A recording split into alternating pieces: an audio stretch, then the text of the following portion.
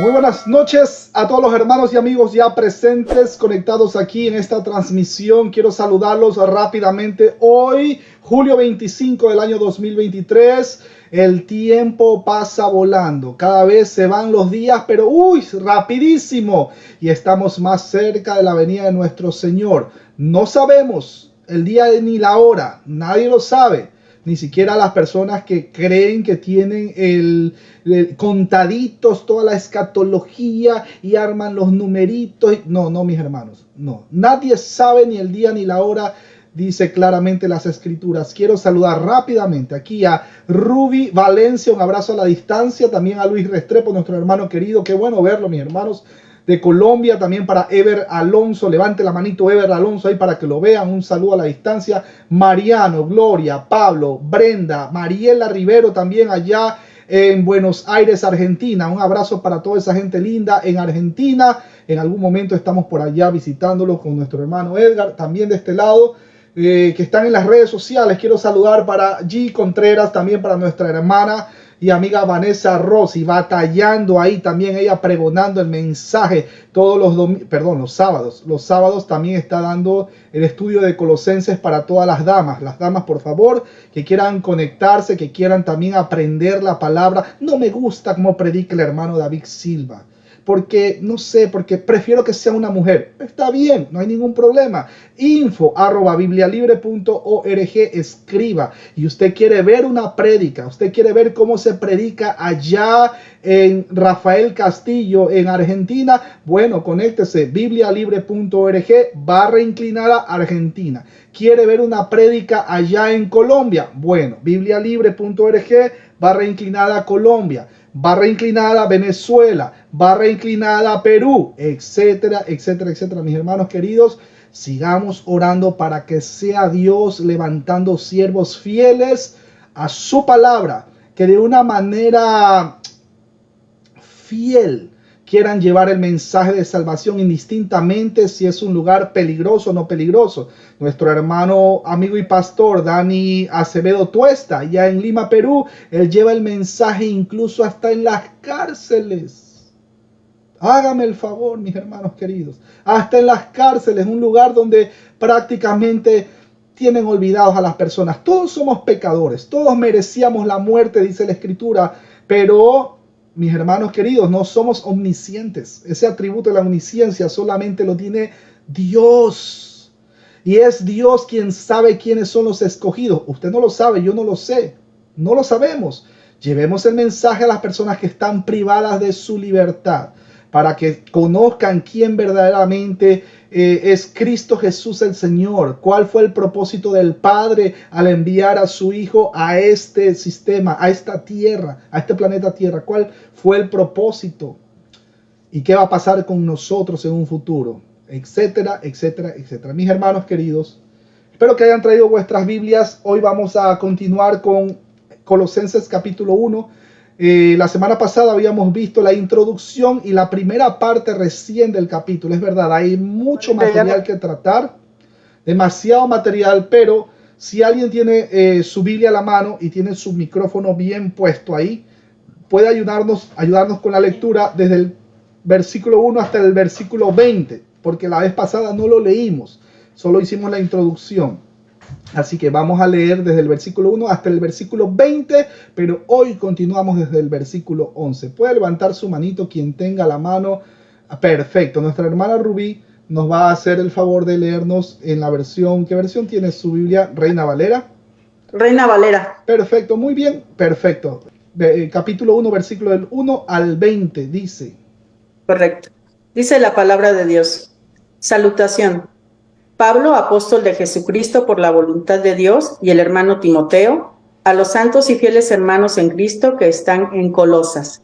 Gracia y paz sean a vosotros de Dios nuestro Padre y del Señor Jesucristo. Pablo pide que Dios les conceda sabiduría espiritual.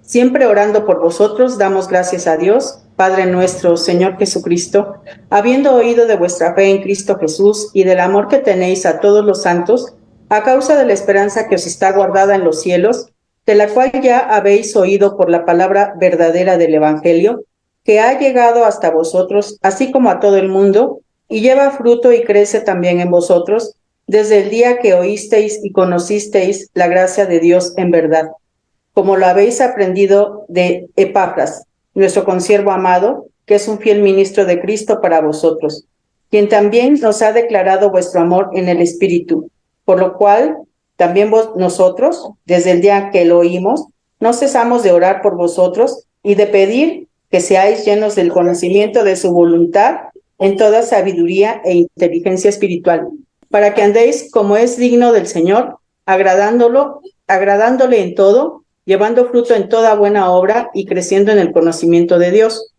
fortalecidos con todo poder, conforme a la potencia de su gloria, para toda paciencia y longanimidad, con gozo dando gracias al Padre, que nos hizo aptos para participar de la herencia de los santos en luz, el cual nos ha librado de la potestad de las tinieblas y trasladado al reino de su amado Hijo, en quien tenemos redención por su sangre, el perdón de pecados, reconciliación por medio de la muerte de Cristo.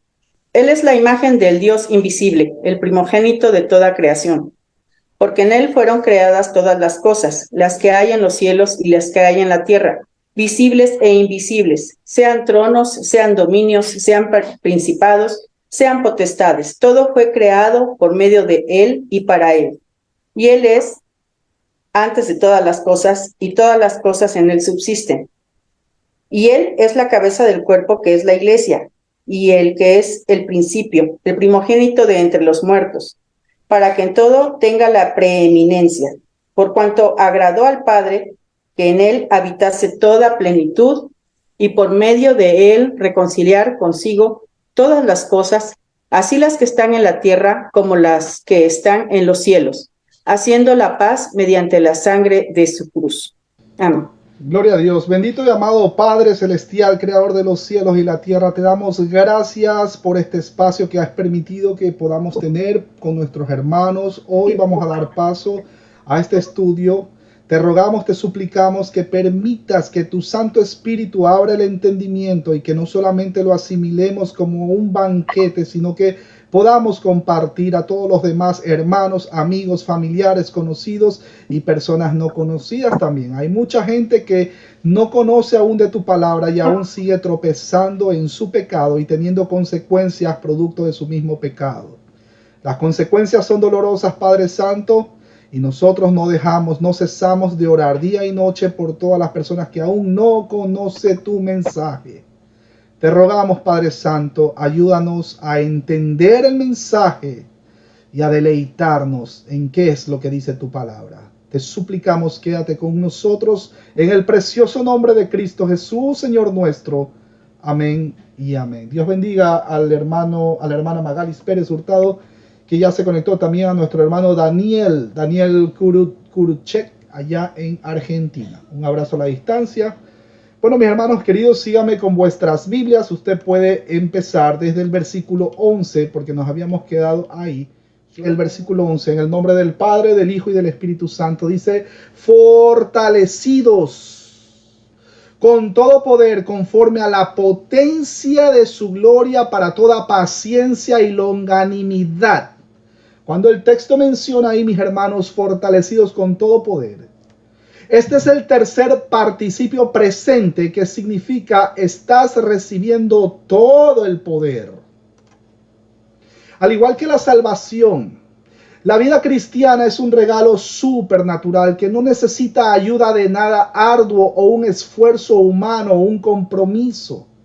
Gálatas capítulo 3, versículo del 1 al 3. Los creyentes tienen que depender del Espíritu Santo para producir, o para que, mejor dicho, se vea reflejado vidas santas efectivas. Efesios capítulo 5, versículo 18 lo corrobora. Este término siempre es usado de fuerzas supernaturales e incluye adquirir fuerzas manifestado con determinación, es decir, resistencia bajo la prueba. La capacidad de ver las cosas completamente con paciencia, o templanza paciente y con gozo. Efesios capítulo 1, versículo 19 para corroborar, Filipenses 4:13 y segunda de Timoteo 2:1. No existe un cristiano que no pase por situaciones difíciles. El mismo profesor de karate por poner un ejemplo, va en algún momento, de tanto que prepara a su alumno, en algún momento tiene que haber un torneo. ¿Cómo va a saber si está verdaderamente bien preparado su alumno, su discípulo? ¿Cómo va a saber que verdaderamente ha aprendido bien todas las técnicas o las artes marciales? Si no hay un entrenamiento, bueno, puede haber un entrenamiento, pero si no hay un torneo donde verdaderamente, como dicen en otros países, donde verdaderamente las papas queman, pues mi hermano, no vamos a saber si verdaderamente estamos entrenados o no. ¿Cómo sabemos si verdaderamente somos cristianos? Cuando pasamos una situación dificilísima. Es fácil decir, yo amo a Cristo Jesús con mi corazón. Es fácil decir, yo me sé las doctrinas de la gracia de memoria. Yo me puedo saber la Biblia de tapa a tapa hasta los mapas, pero en el momento que usted pase por una situación en donde se le cae el mundo a pedazos, ¿en quién va a estar su confianza? En Cristo Jesús. Si su confianza está en Cristo Jesús, mi hermano, usted ni siquiera va a sentir la gran tribulación. Y ya que tocamos la gran tribulación, ¿qué peor gran tribulación va a ser?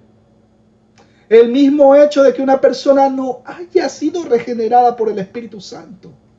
¿Qué peor tribulación o qué peor gran tribulación puede pasar el ser humano si está muerto en sus delitos y pecados y aún no ha pasado de muerte a vida, aún no conoce al Señor de las Sagradas Escrituras, aún no conoce al Padre de Abraham, Isaac y Jacob? ¿Qué peor gran tribulación puede pasar? Puede sentir una persona. Es duro, por eso tenemos que orar. Y muchas veces hay familiares que todavía no conocen del Evangelio. Tenemos que orar por ellos, que en algún momento nos pueden hacer dar incluso coraje. Ay, pero ¿cuántas veces? Mi hermano, 70 veces 7. Con paciencia. Porque ellos no conocen al Dios de la Biblia, pero usted es morada del Espíritu Santo y por lo tanto va a reflejarse en su vida el fruto del Espíritu Santo, que no es más que un eco de la mente de Cristo Jesús, Señor nuestro. Así que mis hermanos queridos, seguimos. Cuando el texto menciona paciencia y longanimidad, se puede pensar que estas fueron usadas sinónimamente, pero ellos tuvieron enfoques ligeramente diferentes. Longanimidad, ahí tenemos la palabra hupomone, que significa soportar pacientemente y perseverancia. Mientras que paciencia, ahí tenemos la palabra macrotumia, que significa soportar pacientemente algún mal o algún sufrimiento. Ambas eran amonestaciones frecuentes, mis hermanos. Amonestaciones frecuentes de parte de Pablo. Segunda de Corintios, capítulo 6, versículo del 4 al 6. Segunda de Timoteo 3:10 para corroborar. La única manera, mis hermanos, que los creyentes son capaces para soportar alguna de ellas es a través del poder de Dios. Acuérdense, lejos de mí, que dijo el Señor Jesús, nada podéis hacer. Pablo le pidió 3 veces al Señor Jesús, quítame, Señor, el aguijón en la carne. ¿Qué le dijo el Señor? No, bástate con mi gracia, porque mi poder se perfecciona en tu debilidad. ¡Qué tremendo! Estos términos con frecuencia eran usados para describir la manera en cómo Dios trata con la humanidad caída y de la manera en cómo la humanidad redimida debe tratarse los unos con los otros. Ahí tenemos, para corroborar, Romanos capítulo 2, versículo 4, Primera de Corintios 6, 6, Gálatas 5, 22, 23, Efesios 4, 2 y Colosenses capítulo 3, versículo 12. La paciencia, mis hermanos queridos, es la gracia de poder permanecer firme. Es la valentía de perseverar en la ejecución de una tarea que uno ha recibido por parte de Dios. A pesar, escúchelo bien, a pesar de las dificultades y aflicciones. Es el rehusarse a sucumbir a la desesperación o a la cobardía. Es un atributo humano y se manifiesta en relación con las cosas, esto es, en relación a las circunstancias en que una persona se ve envuelta. Aflicción, sufrimiento, persecución, No ha comido, no tiene dinero, lo botaron del trabajo, se le fue la esposa. Vamos más críticos. Se murió la esposa, se murió el hijo, se murió el perro, se le murió, todo el mundo se le murió. Es más, tiene un cáncer terminal. Ojo con eso. La longanimidad caracteriza a la persona que en relación con aquellas personas que se oponen o se afligen, ejercita paciencia, rehusando rendirse a la pasión o a la explosión de la ira. En los escritos de nuestro hermano Pablo se la relaciona con tales virtudes como la bondad, la misericordia, el amor, la benevolencia, la compasión, la mansedumbre, la humildad, la clemencia y con un espíritu perdonador. Romanos capítulo 2, versículo 4 y Gálatas capítulo 5, versículo 22 para corroborar. Tenemos el versículo 2 y dice, con gozo dando gracias al Padre que nos hizo aptos para participar de la herencia de los santos en la luz. Por cierto, noten que hasta ahora no hemos visto ninguna parte del texto que sugiera que nosotros nos ganamos todos estos beneficios por obra humana, por sacrificio humano, por mérito propio. No, mis hermanos. Es Dios quien da a la persona que ha sido escogida desde antes de la fundación del mundo, la prepara, la equipa, la redime, la levanta de esa muerte espiritual, la capacita, la separa para servicio a Él, o lo santifica. Repito, versículo 12, con gozo dando gracias al Padre que nos hizo aptos para participar de la herencia de los santos en la luz. Cuando el texto menciona dando gracias, mis hermanos, este es el último de los 4 los principios presentes, los cuales describen el andar dignamente como agradecimiento constante. Yo no he visto un cristiano que no sea agradecido con Dios, no he visto. Ni tampoco he visto un cristiano que se levante diciendo, hoy como que tengo ganas de asaltar un banco y de estar con la esposa del pastor. Yo no he visto eso. Efesios capítulo 5, versículo 20 y 2 de Tesalonicenses capítulo 5, versículo 18 para corroborar. Ojo, no estoy diciendo que el cristiano jamás va a pecar, por si acaso. Seguimos pecando, pero hay una diferencia.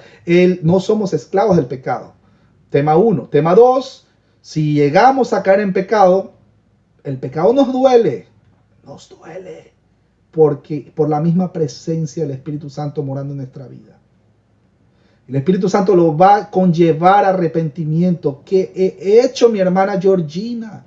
Mi hermano Juan José Cano, ¿qué he hecho? Te he ofendido. Perdóname, mi hermano. Es el mismo Espíritu Santo que le da el poder para ser convencido de pecado. El agradecimiento es una característica de la vida llena del Espíritu Santo. Gracias a la fuerza que Dios les imparte, los creyentes pueden, aún en medio de tribulaciones, dar gracias con gozo y regocijarse con acción de gracias. Mateo capítulo 5, versículo del 10 al 12 para corroborar. Lucas capítulo 6, versículo 22 y 23. Y 2 de Corintios capítulo 4, versículo del 7 al 17. Es más, mis hermanos queridos. No sé si ustedes han escuchado la historia, pero yo les voy a contar la historia rapidito. Ahí tenemos a Policarpo, obispo de Esmirna. Cuando a él, los romanos lo capturaron, a Policarpo, el obispo de Esmirna, le dijeron, tú tienes que reconocer que el César, ahí donde tú lo ves, porque el César era un título, no era el cabecilla de todos los romanos, etcétera, etcétera. Tú tienes que reconocer, mira, Policarpo de Esmirna, tú tienes que reconocer que César es el Curios o el Kyrios, que es el Señor. ¿Qué dijo Policarpo, obispo de Esmirna? No, señores, no.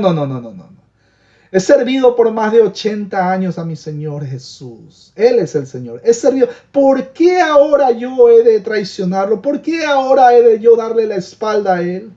¿Por qué de darle la espalda yo a mi Señor? Si Él siempre ha estado conmigo en los momentos difíciles. Estoy parafraseando, mis hermanos queridos.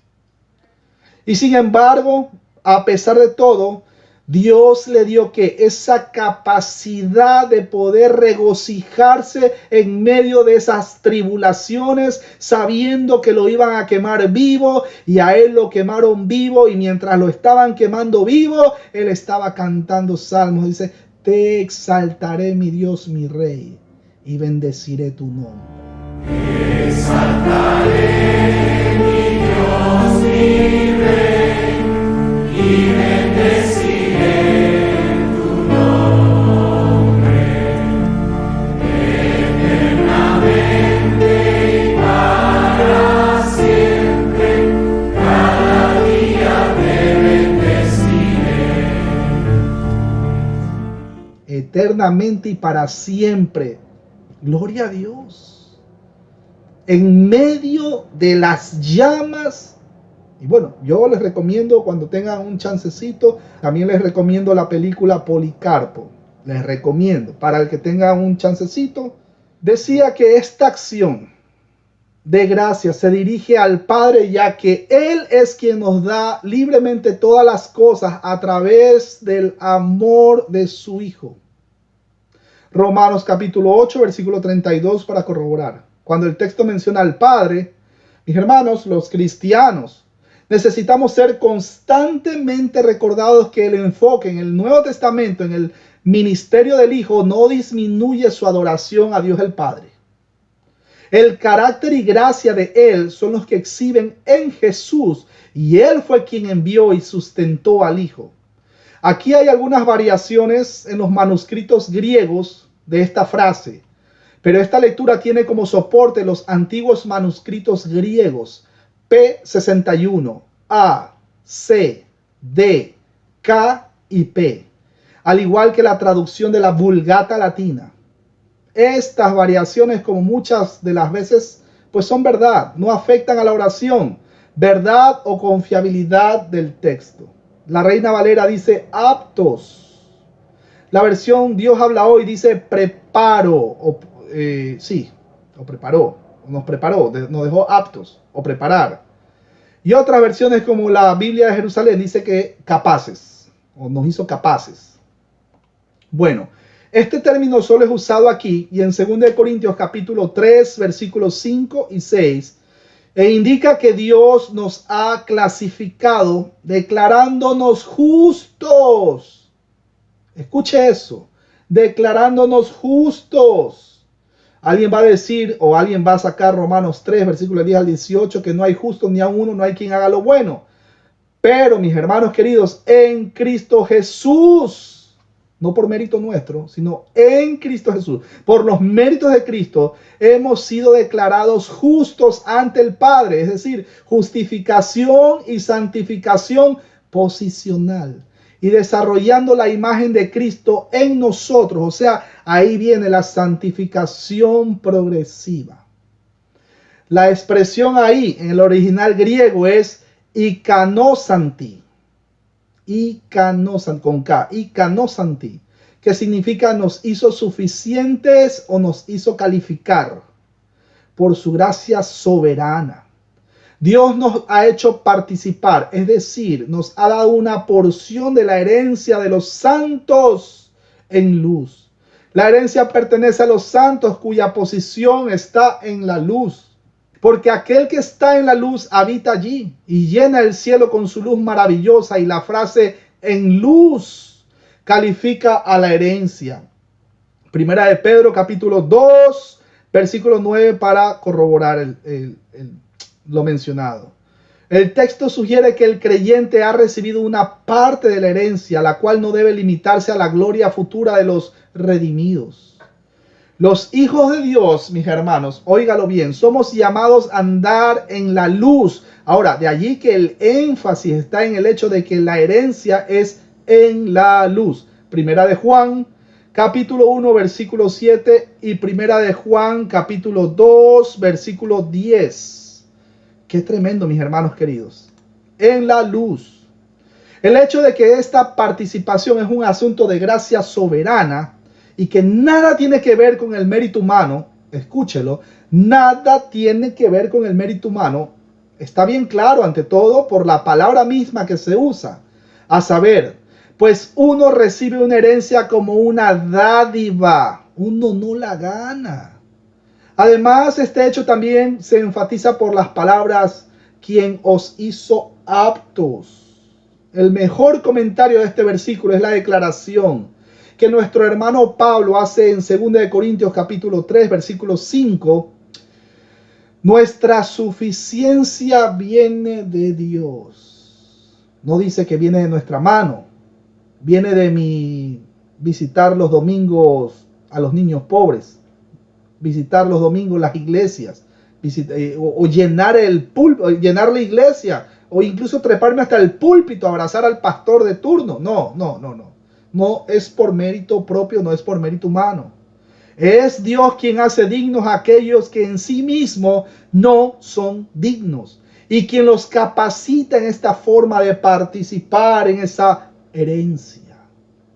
Esta herencia de los santos es al mismo tiempo la herencia en la luz. Esta es la luz del conocimiento de la gloria de Dios en la faz de Jesucristo. Es el amor de Dios derramado en nuestros corazones por el Espíritu Santo. La paz de Dios, recuerden el texto, que sobrepasa todo entendimiento, el gozo inefable lleno de gloria. Romanos capítulo 5, versículo 5 para corroborar. 2 Corintios 4, 6. Filipenses 4, 7 y 1 Pedro 1, 8.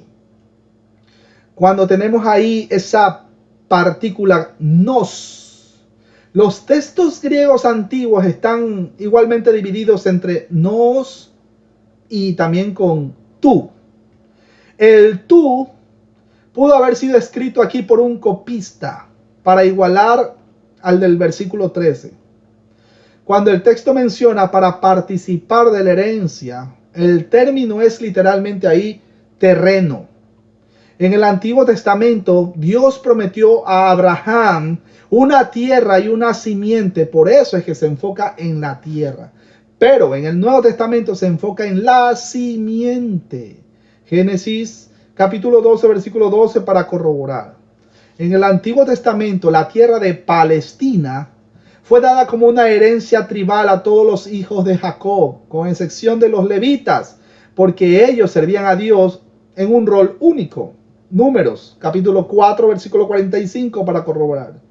Dios mismo era visto como la herencia de ellos, y en un sentido todo el pueblo de Dios en el Antiguo Testamento eran sacerdotes. Éxodo capítulo 19, versículo del 4 al 6 y Números 18, 24 para corroborar. Eran un real sacerdocio para atraer a todo el mundo a Dios. De allí que en el Nuevo Testamento los creyentes son mencionados en términos del Antiguo Testamento como sacerdotes. Primera de Pedro, capítulo 2, versículos 5 y 9. Y Apocalipsis, capítulo 1, versículo 6, que corrobora esto mencionado. Como los levitas tenían a un Dios como su herencia, de igual ahora lo tienen los santos. Por lo tanto, mis hermanos, lo que el apóstol está afirmando aquí es que el Padre de su amado Hijo Jesucristo y por consiguiente nuestro Padre también, en virtud de su gracia soberana, ha hecho a los colosenses dignos de y competentes para participar de la herencia de los santos en el reino de la salvación plena y libre. Pero mi hermano David, ¿este reino es presente o es futuro? Sigamos. En principio los colosenses ya están en él, pues ya han sido transferidos al reino del Hijo de su amor. Efesios capítulo 2, versículo 13 para corroborar. La posesión plena, sin embargo, pertenece al futuro, y esa es la esperanza que está reservada en los cielos para vosotros. Del Señor recibirán la recompensa, a saber, la herencia. Efesios capítulo 1, versículo 18, Filipenses 3, versículos 20 y 21, Hebreos 3, 7 y también Hebreos 4, 11 para corroborar. Pablo ora que los colosenses puedan constante y gozosamente dar gracias a Dios por todo esto. Un ejemplo que como cristianos debemos adoptar. Debemos tener por costumbre agradecer a Dios por todo lo que nosotros llegamos a tener en esta vida y también por lo que no hemos tenido, porque si a Dios le place, Él no le va a conceder las peticiones de su corazón. No porque Dios está en la obligación de hacerlo, sino porque Dios en su misericordia sabe que eso que usted está pidiendo puede llegar a convertirse en una maldición. O de pronto es una bendición de la cual usted no está preparado para recibirla. Imagínese a un borracho que una vez preguntó, ¿y por qué Dios no me hace ganar la lotería? Imagínese, eso fue hace mucho tiempo atrás. Pero si así nomás, y con todo respeto, así nomás en ese estado etílico, estás prácticamente perdido en esta sociedad. ¿Qué va a pasar el día en que Dios llegase a cumplir los deseos de tu corazón de tú ganarte la lotería? Así como estás en ese estado etílico, ¿qué va a pasar? Dios es soberano. Dios sabe que verdaderamente le va a dar a las personas. Dios hace llover sobre buenos y sobre malos. Le hace salir el sol sobre buenos y sobre malos.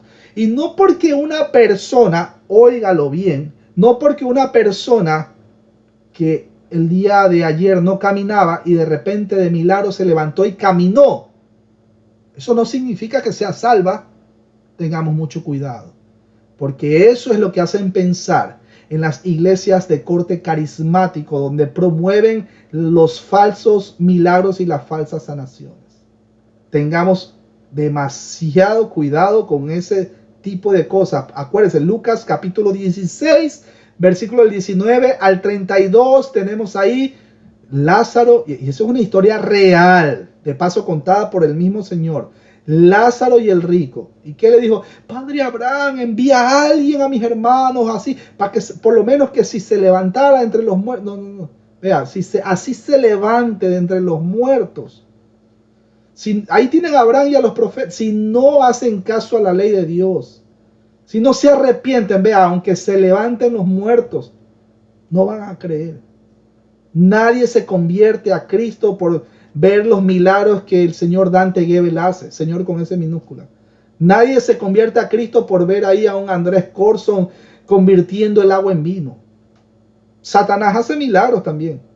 De hecho, escúchelo, también menciona que Dios mismo les da un poder engañoso a este tipo de apóstatas. ¿Para qué? Para que más rápido crean o caigan en su propia mentira. ¿Por qué? Porque se deleitaron en la injusticia. No se gozaron en las cosas del Señor, sino que se deleitaron en vamos a desmantelarle los bolsillos a todas estas personas mediante el tributo obligatorio, pero abolido del diezmo. Eso es una injusticia, mi hermano querido. De eso no se trata el Evangelio.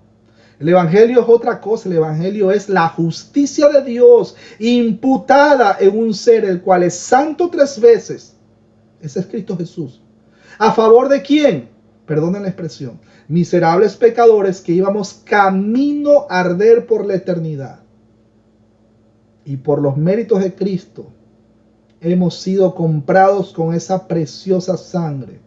Ya no hay condenación para los suyos, para los que están en Cristo Jesús. Romanos 8.1, no voy a entrar en detalles ahí. Vean el estudio de Romanos capítulo 8, ahí está en el canal. Bueno, sigamos, mis hermanos queridos.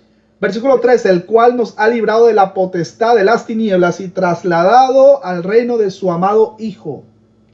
Cuando el texto menciona el cual nos ha librado, este aoristo medio indicativo de ponente es usado en el sentido de rescatado en algunas versiones, por cierto, de la Biblia, como la Dios habla hoy, la Biblia de Jerusalén, entre otras Biblias.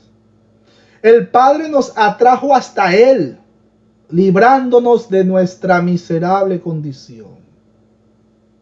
El verbo rescató del presente contexto implica tanto la oscuridad y miseria del todo irreparable, en el cual al estar apartados de la misericordia de Dios, nosotros estuvimos andando en tientas, como también la gloriosa pero ardua labor redentora que era necesaria para libertarnos del estado desdichado en que nosotros nos encontrábamos.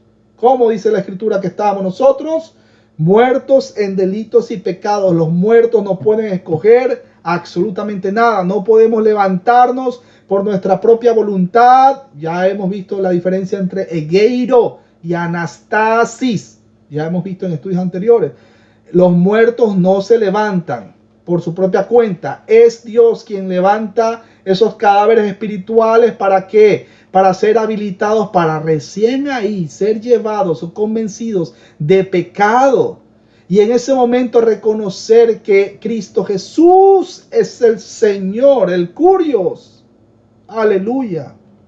El Padre, mis hermanos queridos, nos rescató mediante el envío de su Hijo, quien se hizo hombre, con el propósito de morir por nuestros pecados en la cruz y resucitar y subir al cielo, desde donde derrama su espíritu dentro de nuestros corazones para que nosotros, habiendo sido llamados, fuésemos vivificados y aceptásemos a Cristo Jesús como Señor nuestro mediante un acto de conversión genuina.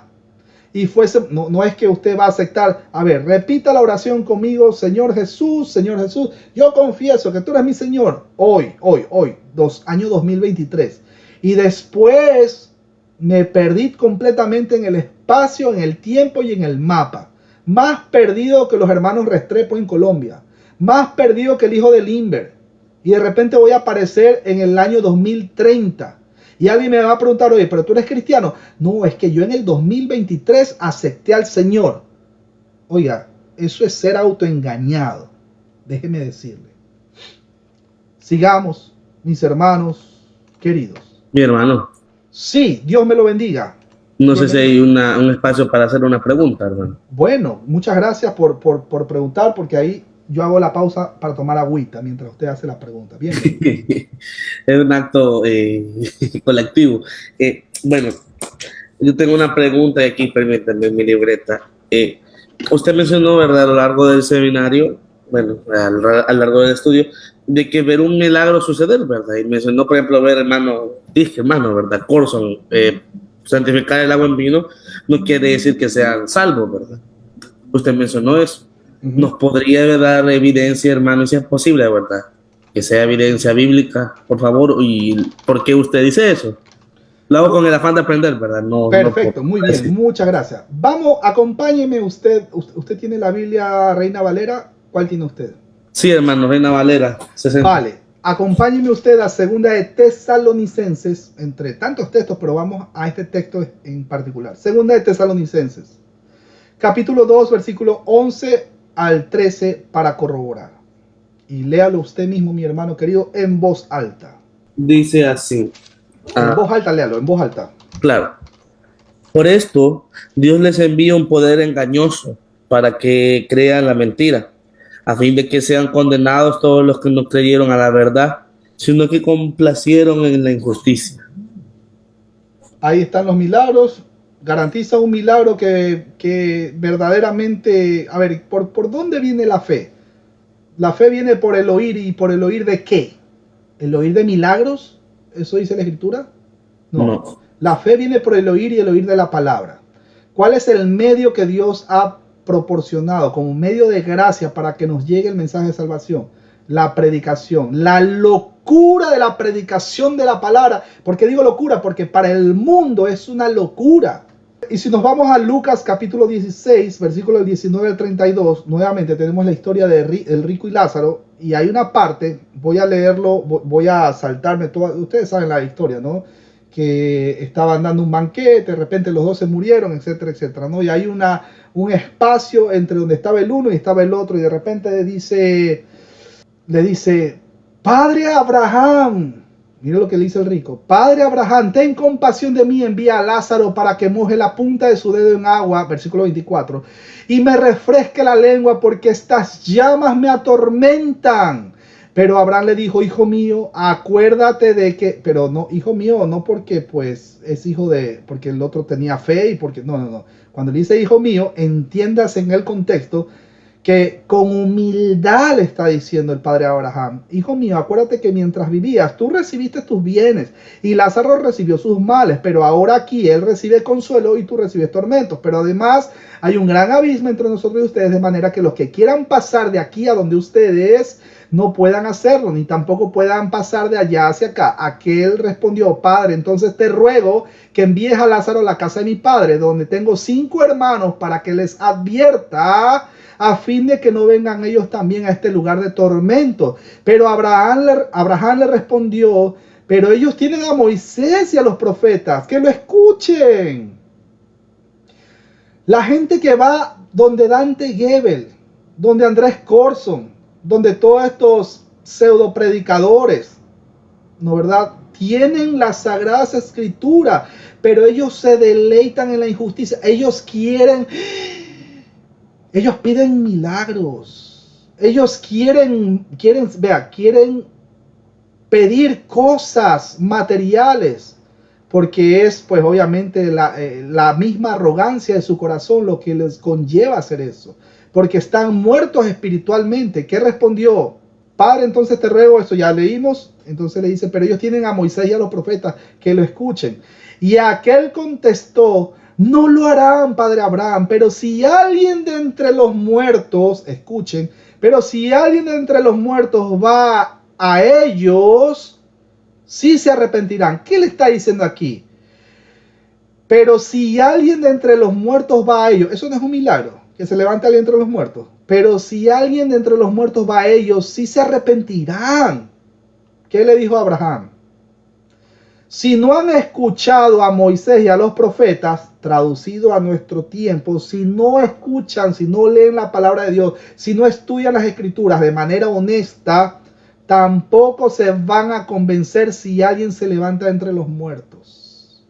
Así convierte el agua en vino, así haga llover escarcha ahí como lo hace Guillermo Maldonado y señora, y hace llover escarcha, Joyce Meyer y toda esta gente pues de la pseudo prosperidad, Ronnie Howard Brownie aquí en Estados Unidos, y la lista parece interminable, parece infinita esa lista.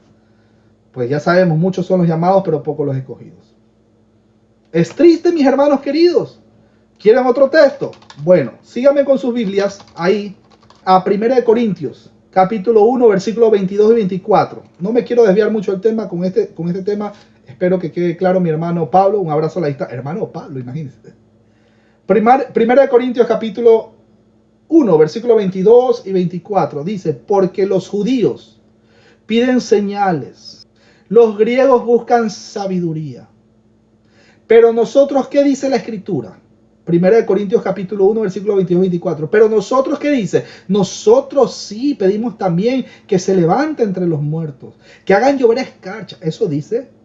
Nosotros pedimos que lo sane ahí, que ponle la mano aquí y comienza a hablar en lenguas angélicas y supuestamente no, y comienza a convulsionar y ya se levantó. Mi hermano, y con todo respeto le digo a todos los que están viendo la transmisión, no porque una persona escuche una canción linda en estas sinagogas, vamos a llamarlo así, y se pone a llorar y el pellejo se le pone así como la carne de gallina y está llorando, no porque llora una persona verdaderamente está llena del Espíritu Santo. ¿Sabe cuándo vamos a saber si verdaderamente el Señor, por medio de la predicación de la palabra, no por la música, por medio de la predicación de la palabra, verdaderamente lo trajo de muerte a vida? ¿Cómo lo vamos a saber?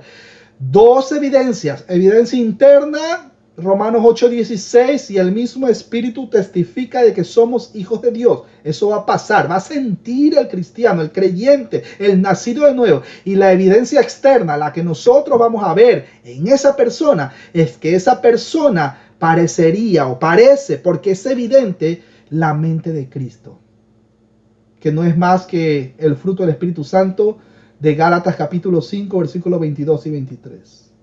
Si una persona llora en una iglesia porque le pusieron la canción de Hillsong, Lord, I'll give you my heart, I'll give you my soul, y está llorando, ay Dios mío, y las lágrimas se contienen todo, y sale de esa sinagoga, llega a la casa y se comporta con la esposa peor que el mismo diablo, de lunes a sábado, solo los domingos nomás es que va a llorar. Mi hermano, ¿qué no hacían eso los fariseos?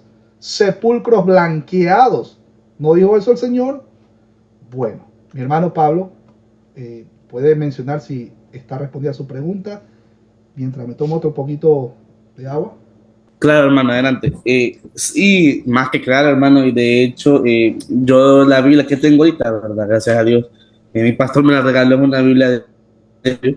Y no sé si la Biblia, si toda la Biblia, ¿verdad? Repito este estudio, em, habla sobre, da como un epígrafe y dice que las razones por las cuales Dios permite la apostasía y el poder engañoso. Entonces, tiene razón lo que usted dice, ¿verdad? Que inclusive aquí sale Ahí en dijiste el una clave. Ahí dijiste algo clave. Escuchen, mis hermanos queridos. Dios bendiga a Alejandra Moreno y a Silvina Barrientos. Dios bendiga a las dos hermanas. Un abrazo a la distancia. Pregunta clave.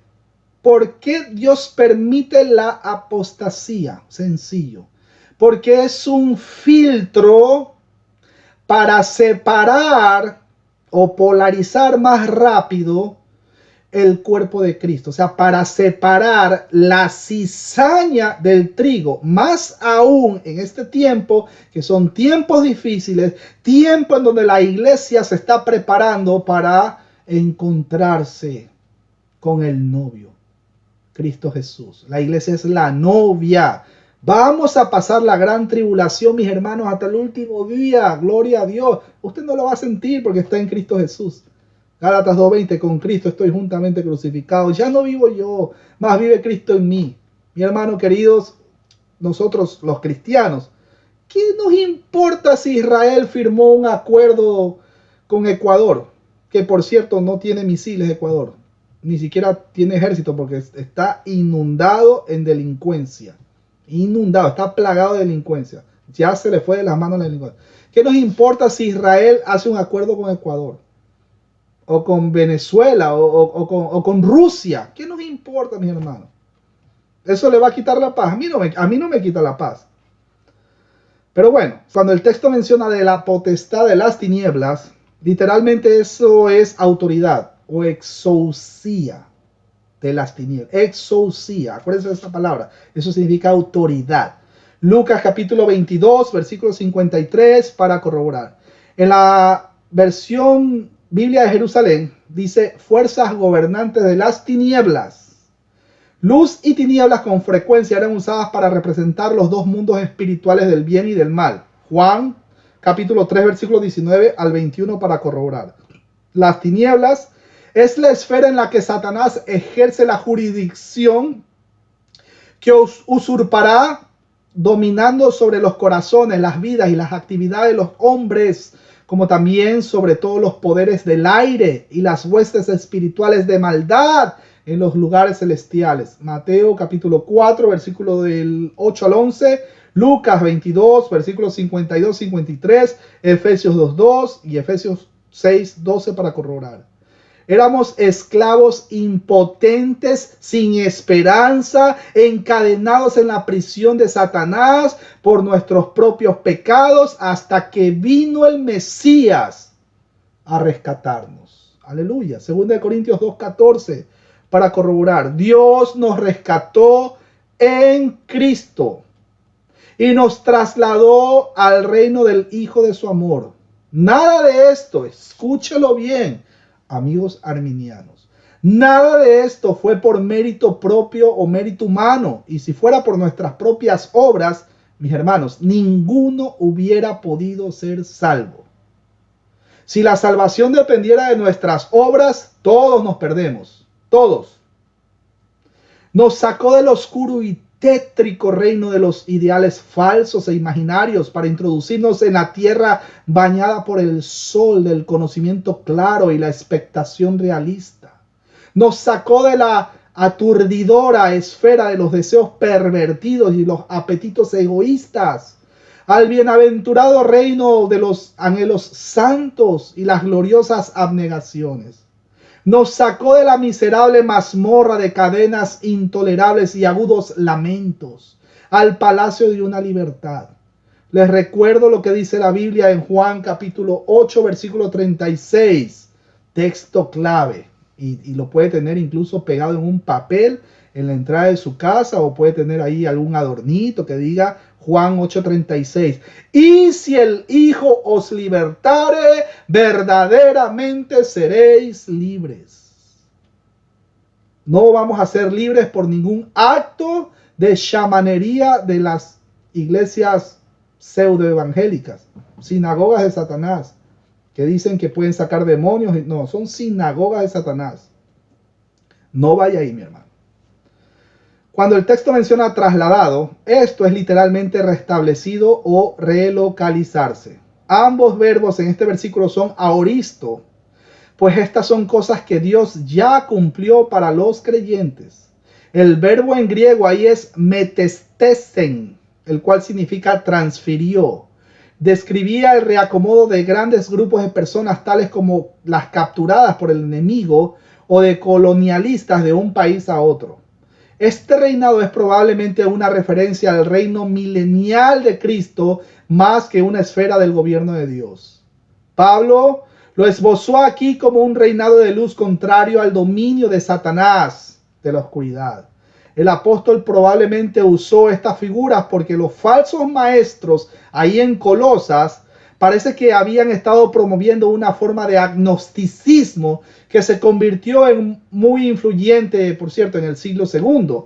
Y se puede notar que en el gnosticismo que hizo mucho uso del contraste luz y oscuridad en su sistema filosófico. Eran bien torcidos. Ya estamos en este momento, mis hermanos queridos, dentro del reino del Hijo de su amor. Pues en esta vida presente ya estamos en principio participando de la gloria prometida. Dios ya comenzó una buena obra en nosotros. Y por lo que respecta al futuro, cada uno de nosotros puede testificar: tu obra en mi corazón, vendrá de ti la perfección. Salmos capítulo 138, versículo 8 y Filipenses 1:6 para corroborar. Nosotros hemos recibido el Espíritu Santo, que son las arras o la primera cuota y prenda de nuestra herencia. Esto consiste en su presencia morando en nosotros. Es más, el Espíritu Santo morando en el creyente es el sello de Dios mismo. Efesios 1:14, 2 Corintios 1:22 y 2 Corintios 5:5 para corroborar. Es la garantía de una gloria venidera que es aún mucho más grande, y esto se desprende también del hecho de que Cristo, quien mereciera esta gloria para nosotros, es el Hijo del amor del Padre. Él es tanto el objeto de su amor como la manifestación personal de este. Isaías capítulo 42, versículo 1, Salmos 2:7, Proverbios 8:30, Mateo 3:17, Lucas 3:22, Juan 1:18, Juan 14:9, Juan 17:26 corroboran toda esta gran verdad. ¿Cómo pues el Padre nos dará juntamente con Él todas las cosas libremente? Hemos sido trasladados al reino del Hijo del amor de Dios. Romanos 8:32 para corroborar. Versículo 14. Y antes de leer el versículo 14, quiero saludar a mi hermano Virlet Mena. Un abrazo grande allá a esa gente linda en Nicaragua. Versículo 14. En quien tenemos redención por su sangre, el perdón de pecados. Cuando el texto menciona en quien tenemos, este es un presente indicativo activo, el cual indica que en Cristo los creyentes tenemos, escúchelo bien, tenemos y continuamos teniendo la bendición familiar. ¡Qué alegría, Dios mío! Cuando el texto menciona redención, el término griego es redención, o bueno, en la palabra griega es apolutrosis. Yo sé que suena como pastilla, ¿no? Como medicamento. Apolutrosis, que significa redención.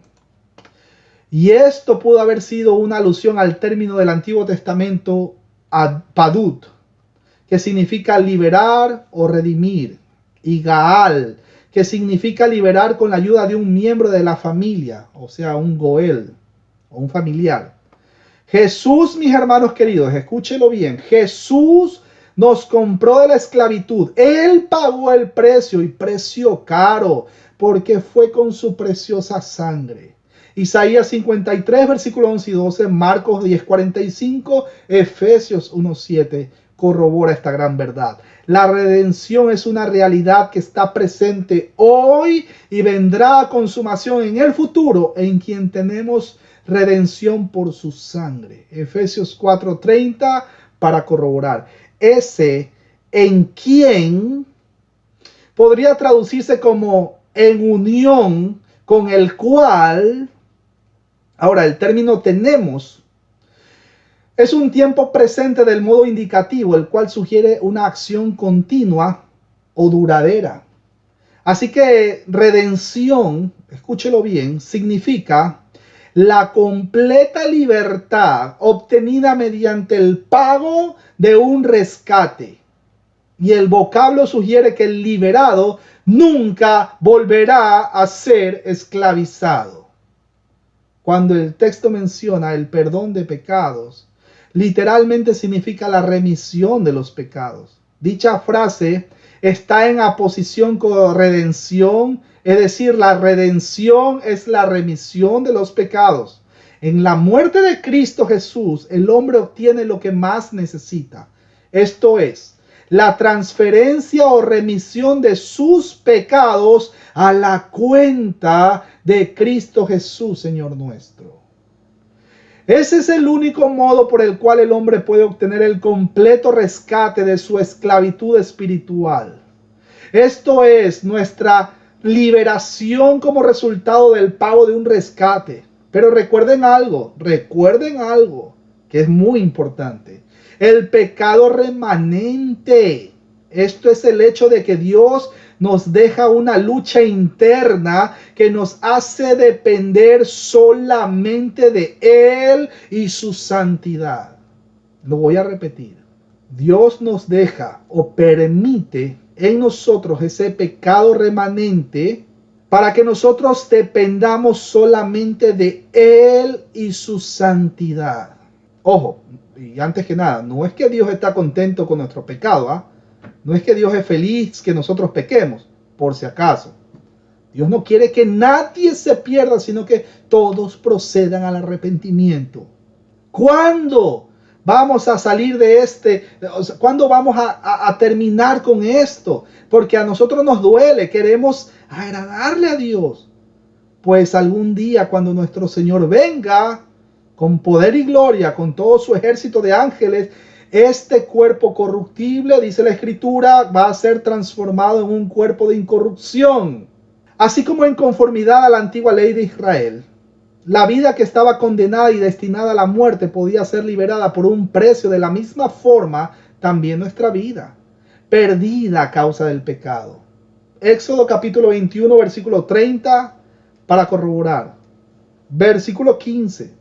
Bueno, versículo 15. Él es la imagen del Dios invisible, el primogénito de toda creación. Y póngale mucha atención a lo que vamos a ver a partir de ahora, porque lamentablemente estos son los textos que los testigos de Jehová y otras sectas porque testigos de Jehová es una secta, y otras sectas como los unicitarios tuercen.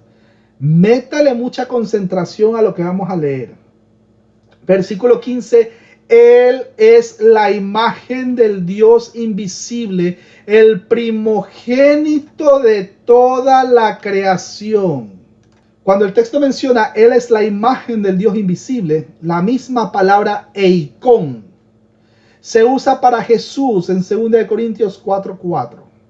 Una expresión teológica similar ocurre en Juan capítulo 1, versículo 18, Juan 14:9, Filipenses 2:6.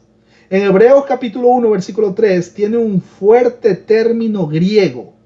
Ahí esa palabra es carácter, el cual significa una expresión exacta como mirar a Jesús es mirar a Dios. Génesis capítulo 1, versículo 26 y 27 para corroborar, Génesis 5:1, Génesis 9:6, 1 Corintios 11:7.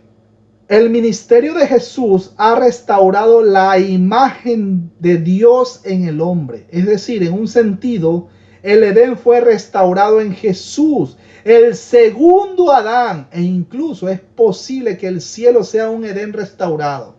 Romanos capítulo 5, versículo 12 al 21 para corroborar, Filipenses 2:6 también corrobora esta gran verdad.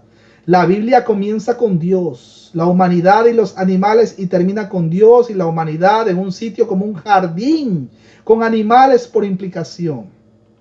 Cuando digo comienza, hablo de la narración, ¿no? No quiero decir que Dios tiene principio ni fin, cuidado. No vayan a malinterpretar, aclaro. Génesis capítulo 1 y capítulo 2 lo corroboran. Apocalipsis capítulo 21 y 22 también lo corroboran. La profecía de Isaías capítulo 11 versículos 6 al 9 describe a niños y animales juntos en una nueva era. Y la nueva Jerusalén desciende a una tierra recreada. Segunda de Pedro capítulo 3 versículo 10 al 13 para corroborar, y Apocalipsis capítulo 21 versículo 2. Por si acaso, cuando habla de la Nueva Jerusalén, no, amigos literalistas, dispensacionalistas, no es que literalmente va a bajar la ciudad de oro y todas esas cosas, no. El término la Nueva Jerusalén es el mismo hecho de estar ya con el Señor Jesús gozando por la eternidad con cuerpos de gloria. Aleluya. El gnosticismo era un sistema religioso sincretista y especulativo que reunía en sí el misticismo oriental, la filosofía griega, el judaísmo alejandrino de Filón, con su inclinación cabalística, y lo que también se añadía algunas ideas cristianas, particularmente las relacionadas con la doctrina de la salvación. Estos afirmaban que Dios es espíritu, y por cierto, incomprensiblemente encerrado en sí mismo e infinitamente exaltado por y sobre toda existencia. Así que para estos existen dos realidades eternas que se oponen la una a la otra, o sea, el espíritu, que es algo bueno, y la materia, que es algo malo. Por consiguiente, Dios no es el creador del mundo material, ya que Él no puede tener contacto con lo que es malo. O sea, esta gente está bien, pero bien torcida. Eso ya existía, mis hermanos. Eso existe todavía. No es que cada tiempo existen nuevas herejías. No, como decía el hermano Edgar, las herejías son reencauchadas. Vuelven a brotar.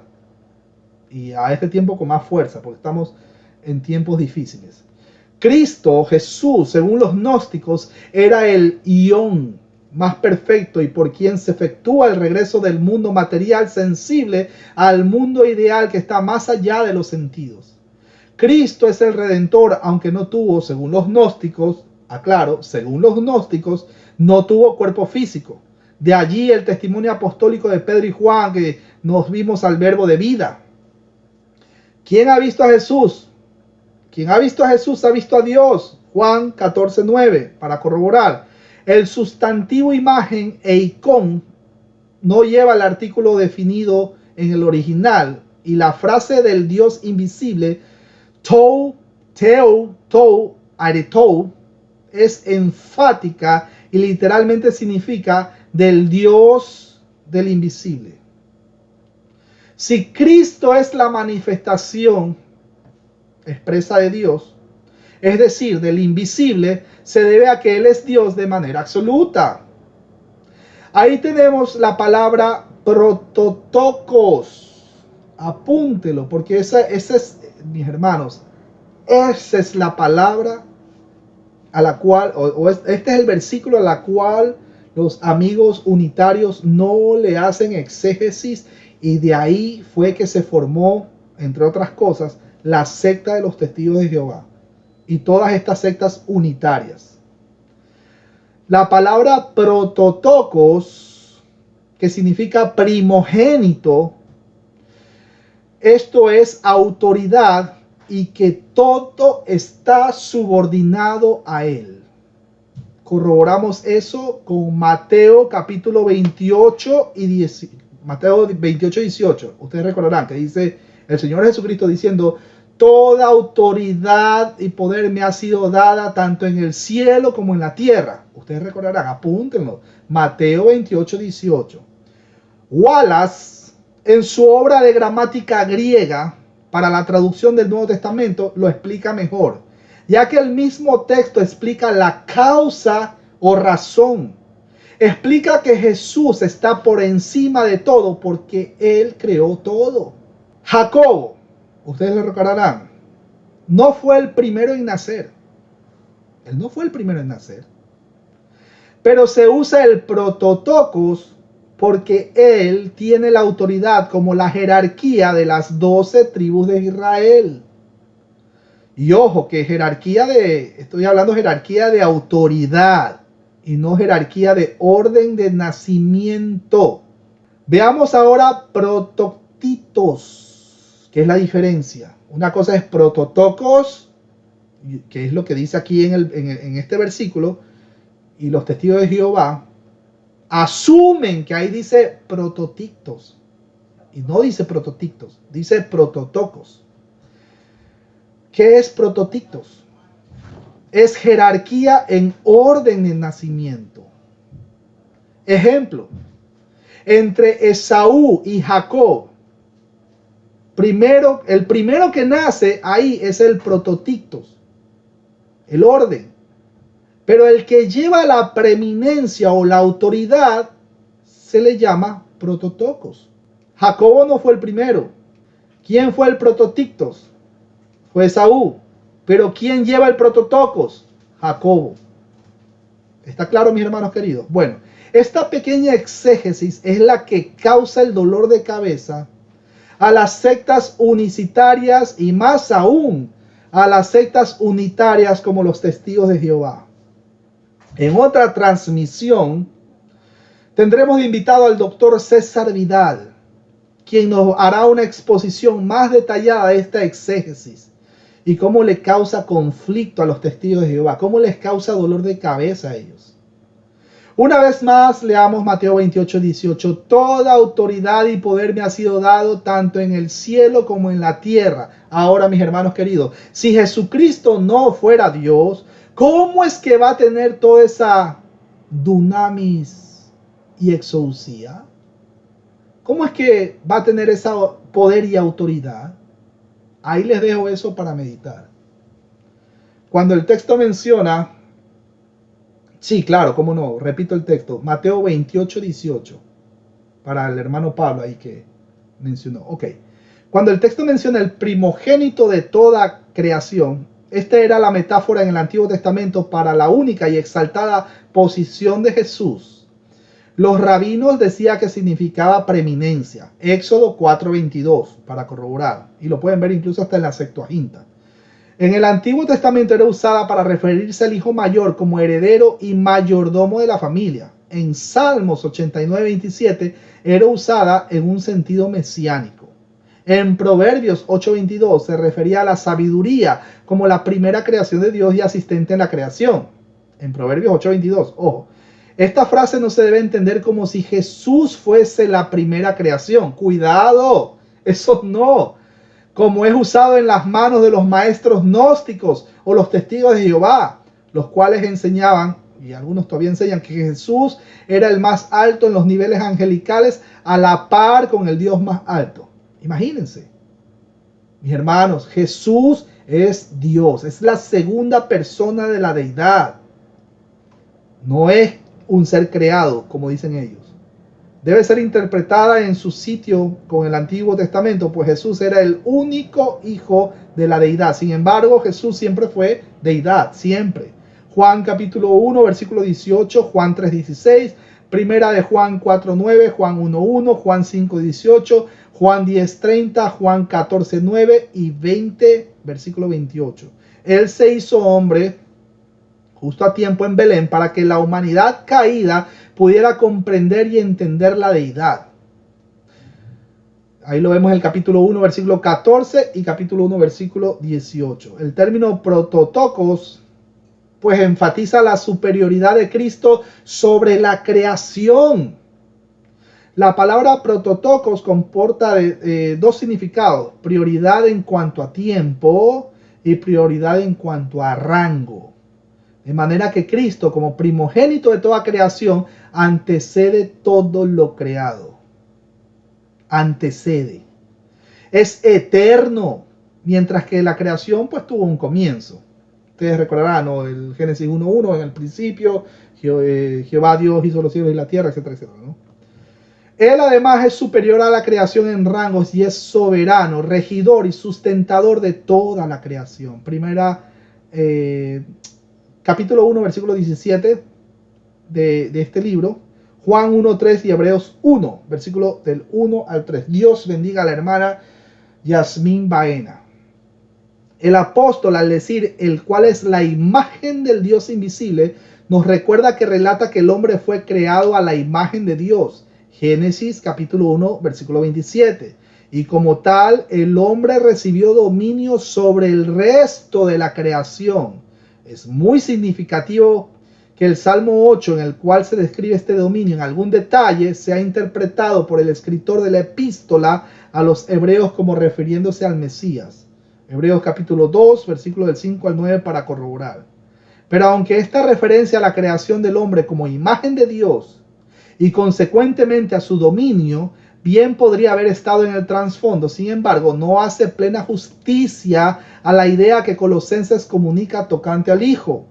El hombre, a pesar de ser la imagen de Dios, ojo con eso, el hombre, a pesar de ser la imagen de Dios, no es Dios. Pero el Hijo, como la imagen del Dios invisible, es, primero que todo, el mismo Dios. Dice Pablo que en él mora corporalmente la plenitud de la deidad. Colosenses capítulo 2, versículo 9 para corroborar. Y Romanos 9:5. Ahora bien, si el Hijo es la imagen misma del Dios invisible, y si este Dios existe desde la eternidad a la eternidad, de aquí se sigue que también el Hijo debe ser eternamente la imagen de Dios, del Dios vivo. Por lo que a su deidad respecta, no puede ser parte de la categoría del tiempo y espacio, y tampoco puede ser una mera criatura, sino que debe estar en una clase aparte por sí mismo. O sea, esto es elevado grandemente por sobre toda criatura, incluso por sobre la creación. Por consiguiente, el apóstol continúa diciendo, el primogénito de toda criatura. Esto es aquel a quien le pertenece el derecho y dignidad de primogénito en relación con toda criatura. Que la frase el primogénito de toda criatura no puede significar que el Hijo mismo también es una criatura. O sea, el primero en una larga línea se establece claramente en el versículo 16.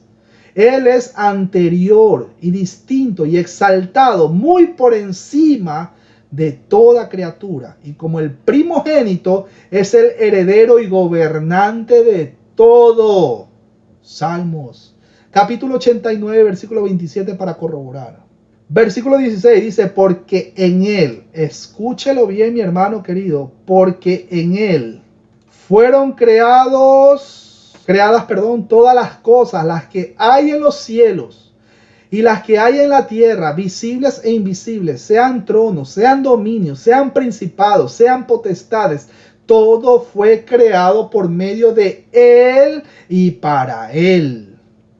Cuando el texto menciona en él fueron creadas todas las cosas, Jesús no fue el asistente de Dios de la creación, sino el creador. Juan 1:3 lo corrobora, Romanos 11:36 y 1 Corintios 8:6. Esto refutaba la manera que los gnósticos miraban el mundo de la relación antitética entre espíritu, o sea, cuando hablaba de Dios, y la materia, cuando hablan de la creación. Fue Jesús quien habló y los cosmos vinieron a existir. Génesis 1. Fue Jesús quien formó al hombre y sopló el Nishmat Chayim, o el aliento de vida, palabra en hebreo, perdón. No acostumbro a hablar hebreñol, por si acaso. Y no soy judaizante tampoco. Fue Jesús quien sopló el aliento de vida. Génesis capítulo 2. El verbo griego para creadas es usado 2 veces en el versículo 16. El primero es aoristo indicativo pasivo y el segundo, al final del verbo, es indicativo perfecto pasivo. La creación era en Jesús, a través de Jesús y para Jesús. Todas las cosas, sin hacer diferencia entre sí, son materiales o espirituales, fueron creadas en él. Esto es, en relación con el Hijo, el primogénito.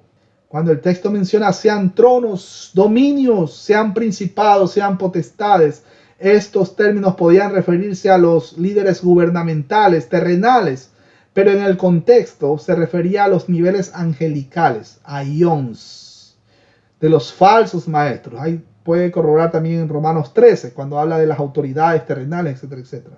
Los antiguos no solamente miraban el mundo como un lugar físico con relaciones de causa y efecto, sino que también existía el mundo espiritual. Pablo está pensando específicamente en los tronos o dominios o principados o autoridades. Los maestros del error hablaban con frecuencia de estos seres angélicos. El apóstol no niega su existencia y tampoco niega que son capaces de ejercer cierta influencia para bien si no han caído, o para mal, ¿no? Si es que han caído. Efesios, capítulo 6, versículo 12 para corroborar. Efesios capítulo 1, versículo 21 y 22. Más bien, la idea del apóstol es que los ángeles no tienen ningún poder aparte de Cristo y de hecho separados de él ni siquiera pueden existir, ni no hubieran podido existir. En y por sí mismos nada pueden contribuir para la salvación o perfección de los creyentes. Lo único que pueden hacer es que rendir servicio, y esto siempre es sujeción a Cristo y por su poder, mis hermanos. Toda la creación está bajo sujeción de Cristo Jesús, está sometida a Cristo Jesús. Recuerden Mateo, es más, ese es el texto clave de esta noche. Mateo capítulo 28, versículo 18, 18. Acuérdense, todo poder y potestad me ha sido dada tanto en el cielo como en la tierra, dijo el Señor Jesús. Todos, es más, el mismo diablo y todos sus ángeles caídos están sometidos a Dios. Los ángeles buenos nada pueden añadir a la plenitud y los recursos que los creyentes tienen en Cristo. No pueden hacer nada. Por otra parte, los ángeles malos no pueden separarnos del amor que tenemos en Cristo Jesús. No nos pueden separar. Romanos capítulo 8, versículo 35 al 39 corrobora esta gran verdad. No tenga miedo si es que alguien que entre comillas es brujo, es hechicero, es que le van a echar la maldición, es que le van a hacer la macumba, es que le van a hacer la brujería. Mi hermano, usted es cristiano, no tenga miedo.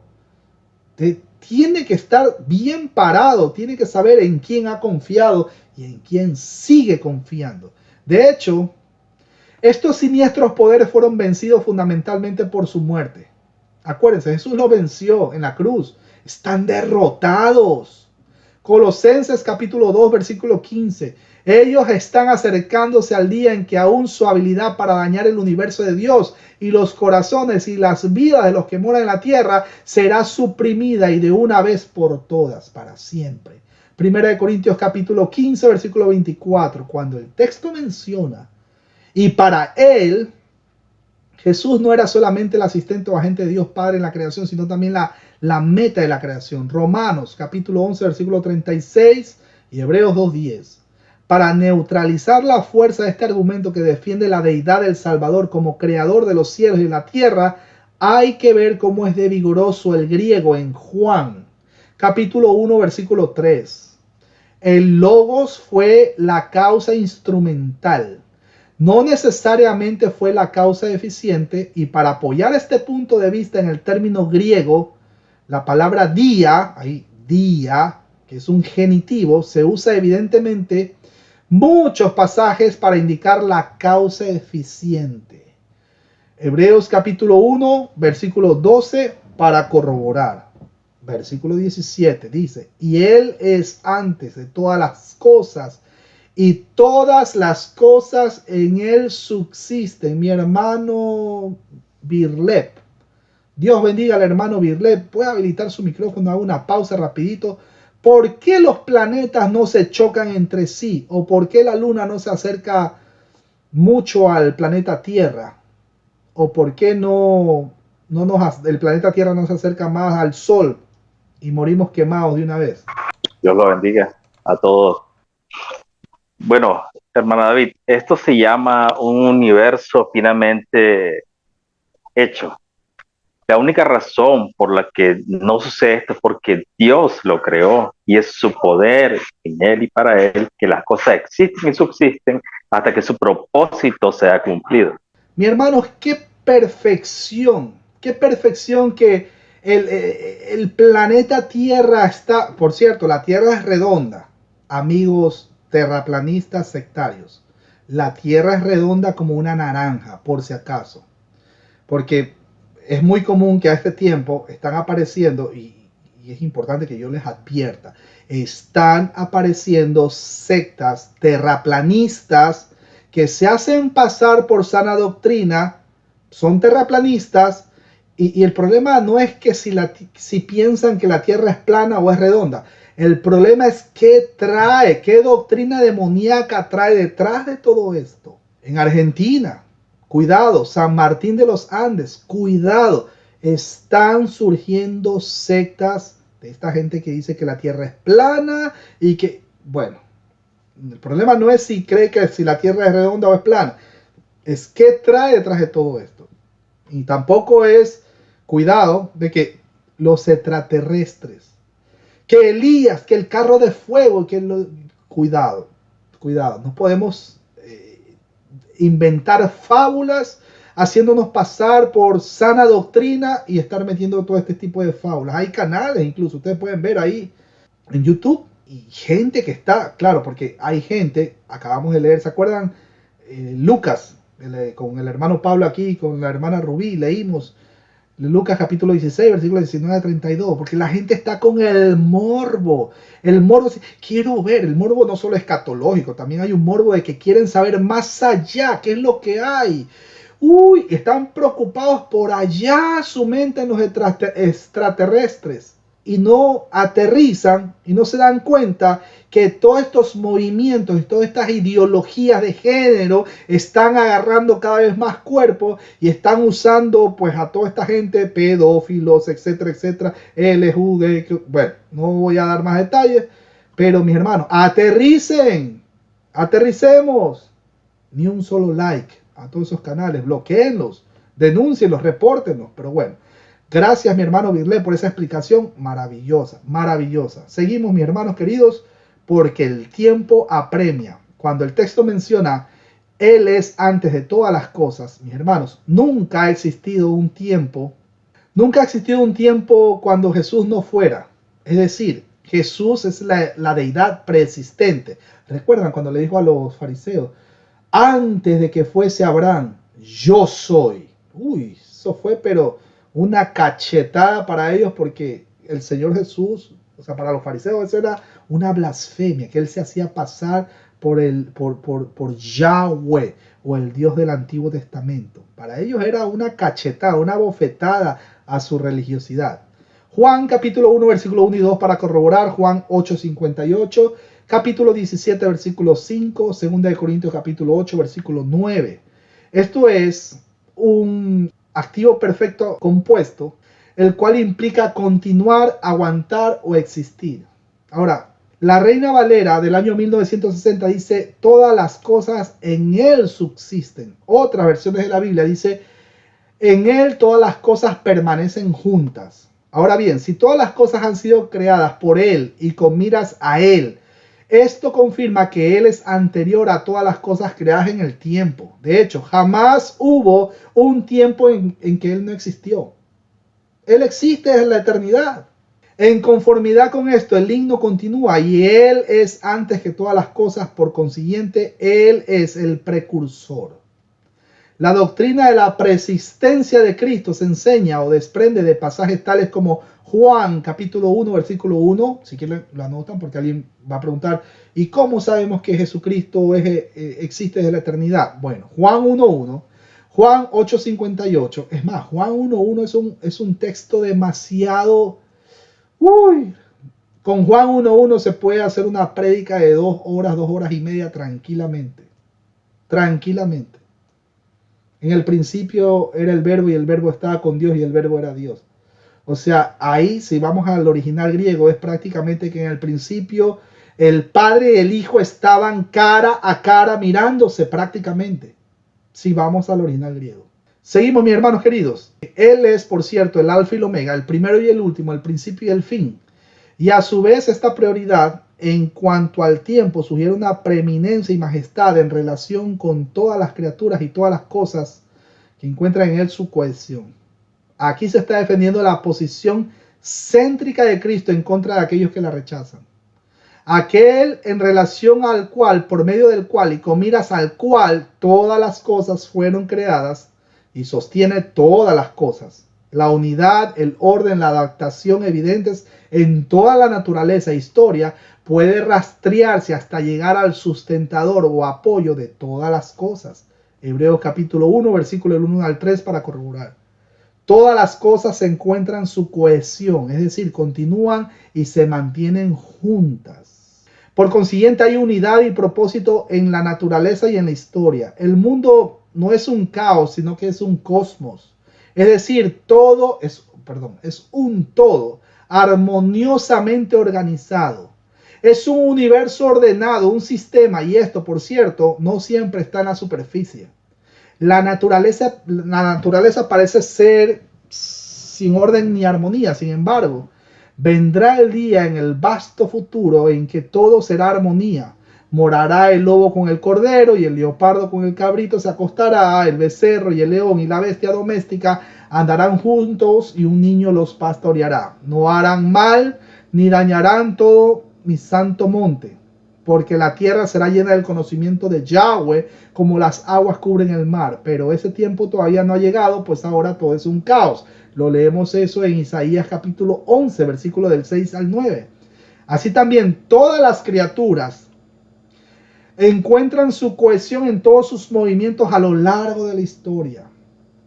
Y aquello que las mantiene unidas no es el azar o el destino ciego o las leyes de la naturaleza, ni siquiera las 9 esferas o más bien globos de los sueños de Escipión. Por el contrario, todas las cosas se encuentran en Él por cohesión. El Hijo del amor de Dios es quien tiene todas sus poderosas manos, las riendas del universo, y no les permite ni por un momento que se escapen de su puño. Apocalipsis capítulo 4 y también capítulo 5 para corroborar. Y aunque el hombre carnal considera esto como una habladuría piadosa, el hombre de fe la proclama, mas ahora todavía no vemos todas las cosas sujetas a él, pero contemplamos a Jesús coronado de gloria y de honra. Capítulo 2, versículo 9. El creyente sabe que aunque el gobierno de Cristo no ha sido aún establecido en cada corazón humano, con todo su gobierno soberano es una realidad aún en el tiempo presente. Romanos 8, 28 para corroborar. Y allá sobre el mar de cristal, la iglesia triunfante alabará y glorificará por siempre a Dios por sus poderosas obras y por sus caminos. Apocalipsis capítulo 15, versículo del 1 al 4 para corroborar. Así que este himno nos enseña que en relación a todas las criaturas, Cristo es el primogénito. Ahí lo vemos en el versículo 15. El punto de referencia, la gente, el precursor, sustentador y gobernante. Versículo 18, mis hermanos queridos, dice: y Él es la cabeza del cuerpo que es la iglesia. Él que es el principio, el primogénito entre los muertos, para que en todo tenga la preeminencia. Cuando el texto menciona Él es la cabeza del cuerpo que es la iglesia, mis hermanos, de igual manera que Jesús fue preeminente en la creación, lo es en la iglesia. Los creyentes son ambos individual y corporal en el cuerpo de Cristo. Primera de Corintios capítulo 6, versículo 19 y Primera de Corintios 3:16 para corroborar. Pablo con frecuencia habló de la iglesia como el cuerpo de Cristo, pero es solamente en Efesios y Colosenses donde Jesús ha dicho que es la cabeza del cuerpo. Primera de Corintios capítulo 12, versículo del 12 al 27 para corroborar esta gran verdad. En realidad, Él es la cabeza de todas las cosas, incluso principados y potestades. Efesios 1:22. El apóstol afirma que Jesucristo es la representación expresa y la manifestación exacta del Dios invisible. De modo que Pablo, dirigido por el Espíritu Santo, se pronuncia con toda claridad y proclama que el Señor Jesucristo es Dios. En el capítulo 1, versículo 16-17, Pablo declara que Jesucristo es el creador y el sustentador de todas las cosas y quien da la cohesión al cosmos. Pablo afirma que Cristo es digno de ser adorado por ser quien es y por lo que ha hecho. Además enseña lo tocante a la relación de Cristo con la nueva creación, es decir, con su iglesia. La iglesia local que no reconoce a Cristo como su cabeza mis hermanos, pierde todo sentido de orientación y estabilidad. El cuerpo es una unidad en diversidad, pero la cabeza tiene que controlar el cuerpo completo. De igual modo, Cristo tiene que tener control sobre la iglesia. Él es el que anda en medio de los 7 candeleros de oro. Apocalipsis, capítulo 2, versículo 1 para corroborar. Cuando el texto menciona Él que es el principio, a primera vista esta parecería otra alusión a la creación cuando habla en Génesis 1:1, pero el contexto ha cambiado hacia la iglesia. En este sitio el término principio probablemente se relaciona al sentido griego de origen o recurso. Jesús, mis hermanos, es la cabeza o el recurso de vida del nuevo pueblo de Dios. Judíos y griegos, esclavos y libres, varón y mujer. Gálatas capítulo 3, versículo 28. Recuerden que ya no hay judío, ni griego, ni cholo, blanco, mestizo, negro, tolteca, azteca, etcétera, etcétera. Él es el nuevo Adán y la cabeza de una nueva raza, llamados los cristianos. Romanos capítulo 5, versículo 12, versículo 12 al 21 y Efesios capítulo 2, versículo del 11 al 13. Cuando el texto menciona el primogénito de entre los muertos, el pasaje definitivo acerca de la resurrección es 1 Corintios capítulo 15. Mis hermanos, Jesús es preeminente, el primogénito en la resurrección como lo fue en la creación. Romanos capítulo 1 versículo 4 para corroborar y Apocalipsis 1:5. Su resurrección es una promesa y una señal de que todos los creyentes resucitarán.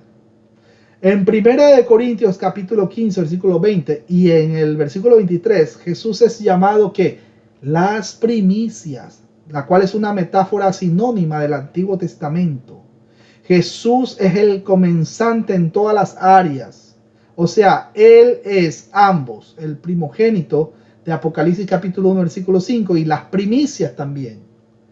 Cuando el texto menciona el que es el principio, el primogénito entre los muertos, esta frase establece por qué Cristo es preeminente sobre la iglesia. La expresión el principio no lleva artículo definido en el original griego. Dato curioso, dato importante. Repito, no lleva artículo definido en el original griego, de modo que debe leerse quien es principio. Como sucede en Génesis 1:1 y Juan 1:1. En principio. Dicha frase sugiere el hecho de que Cristo es también el originador de la nueva creación. La iglesia tiene como fundamento la muerte y resurrección de Cristo y es por ello que Pablo afirma que Cristo es el primogénito de entre los muertos. Prototokos ekton nekron. En el original griego, para los hermanos que están en el diplomado en griego. Cristo fue quien venció el poder de la muerte por medio de su propia muerte y de su gloriosa resurrección. Hebreos capítulo 2, versículos 14 y 15 para corroborar. Como primogénito de entre los muertos, mis hermanos, Cristo tiene potestad para dar vida a todo aquel que cree en Él, para que en todo tenga la preeminencia. Mis hermanos, esta cláusula indica propósito, porque expresa cuál es la finalidad de que Cristo sea principio y primogénito de entre los muertos. El propósito es que Él mismo sea preeminente en todas las cosas, ya sean materiales o espirituales. Pablo destaca sin ambigüedades que Cristo es preeminente sobre la antigua creación porque es el creador de todo. Es preeminente sobre la nueva creación, la iglesia, porque es su cabeza. Y por último, es preeminente sobre todas las cosas en virtud de su soberanía demostrada mediante su muerte, resurrección y exaltación a la gloria. Como cabeza de su iglesia, Cristo le da vida y crecimiento. O sea, Él es su cabeza orgánica. Efesios capítulo 4, versículos 15 y 16. Como su cabeza también ejerce autoridad sobre la iglesia, que por cierto, sobre la totalidad de la creación, para el beneficio de la iglesia, pues es su cabeza gobernante. Efesios capítulo 1, versículo del 20 al 23. Es dudoso que esté totalmente ausente algunas de estas dos ideas cuando a Cristo se le llama cabeza de la iglesia, a pesar de que algunas veces, según lo indica el contexto, una de ellas reciba el énfasis. En Efesios capítulo 5, versículos 23 y 24, están ambas ideas, o sea, crecimiento y dirección, donde se destacan. Ahora bien, si el Hijo de Dios es la cabeza orgánica y gobernante de la iglesia, entonces la iglesia no depende en ninguna forma de ninguna criatura, ángel o lo que sea. Mis hermanos, todos nosotros dependemos de Cristo Jesús, Señor nuestro. No dependemos de los ángeles. No se ponga a invocar ángeles. Tenga mucho cuidado.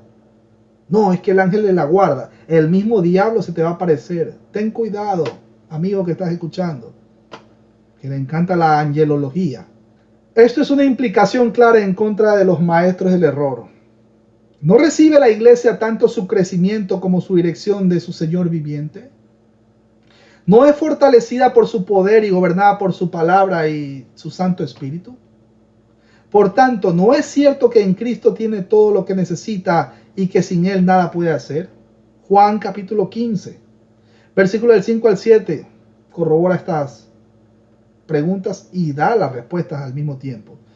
Cuando el texto menciona para que en todo tenga la preeminencia, el Padre ha hecho al Hijo supremo y preeminente en todas las cosas.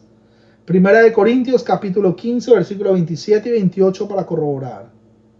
Cuando el texto menciona el cual es el principio, el primogénito de los muertos, por medio de su resurrección para ya nunca más morir, Cristo colocó el fundamento de aquella vida santificada y de esa esperanza y certeza en la que se regocijan los suyos. Primera de Pedro capítulo 1 versículo 3 lo corrobora. Su resurrección es también el comienzo, principio o causa de la gloriosa resurrección física de la cual gozarán. Por lo tanto, la afirmación, escuchen, porque yo vivo, vosotros también viviréis, que lo menciona en Juan 14, 19, es cierta desde todo punto de vista. ¿Por qué? Porque Él es el precursor, Él tiene las llaves de la muerte y del Hades, y tiene la autoridad sobre la vida y la muerte. ¿Dónde dice eso? Romanos capítulo 8, versículo 29, 1 Corintios 15, 20, Hebreos 2, versículos 14 y 15, y Apocalipsis capítulo 1, versículo 5. Él es quien por una parte derrotó completamente la muerte y por otra sacó a la luz la vida y la incorruptibilidad por medio del Evangelio. Segunda de Timoteo capítulo 1, versículo 10. Todo esto es cierto para que en todas las cosas pueda que Él tener la preeminencia.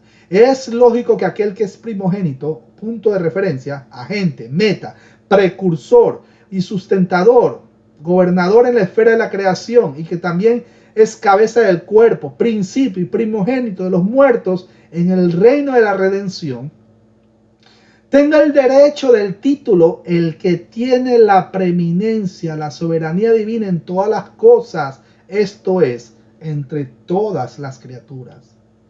Versículo 19, por cuanto agradó al Padre que en Él habitase toda la plenitud. Esto comienza con la palabra griega hoti, que significa por, y declara la voluntad de Dios para el Mesías, el cual es la plenitud de la deidad que será revelada en Él, y la reconciliación de todas las cosas a través de Él. Noten que las palabras para que pueda Él tener muestran que este alto honor, el cual es posesión del Hijo, fue un asunto de diseño, del beneplácito del Padre. Por lo tanto, mis hermanos, el texto continúa, porque en Él plació a Dios tener morando toda la plenitud.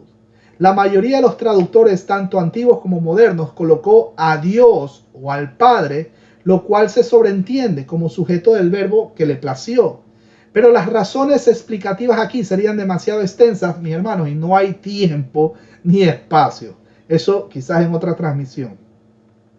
Aunque el sustantivo Padre no aparece en el original, es acertadamente suplido por los traductores.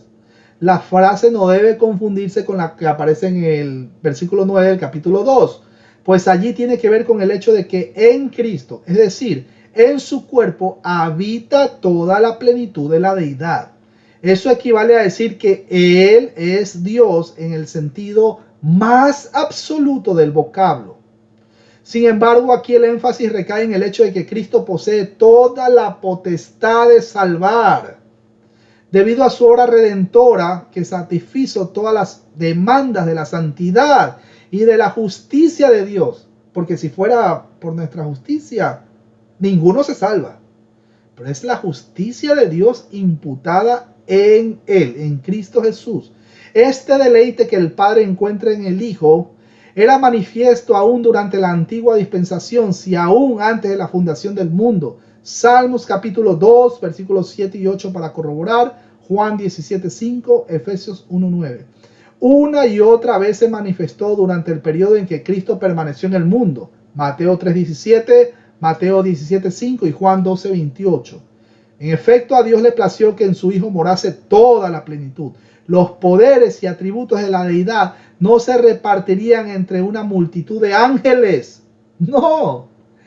La supremacía o soberanía divina, sea en parte o como un todo, no sería entregado a ellos. No. Por el contrario, en conformidad con el beneplácito de Dios desde toda la eternidad, la plenitud de la divinidad, la plenitud de la esencia y gloria de Dios, la cual es la fuente de gracia y gloria para los creyentes, reside en el Hijo de su amor, en Él solo, no en Él y en los ángeles. Cuidado, amigos, que les encanta invocar al ángel Gabriel, al arcángel, no sé.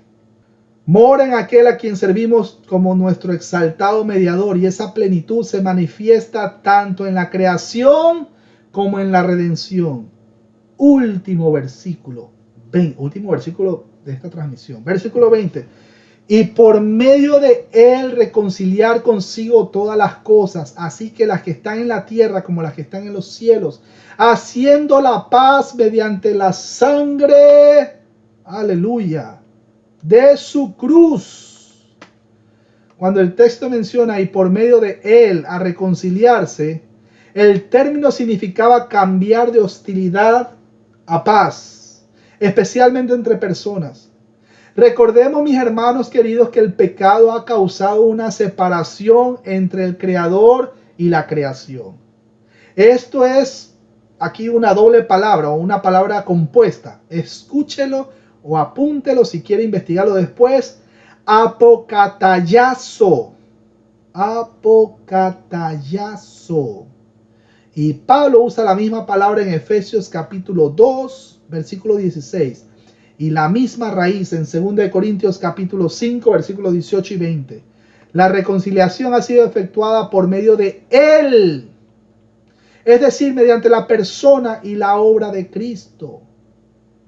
La palabra reconciliar es el término apocatallazai, que es el aoristo infinitivo de apocatallazo, que significa reconciliar completamente, no reconciliar a medias. Cuidado, la salvación no se pierde. amigos nerviosos que dicen, uy, mi salvación, uy, ya pequé, ya perdí la salvación. Todos pecamos, arrepiéntete.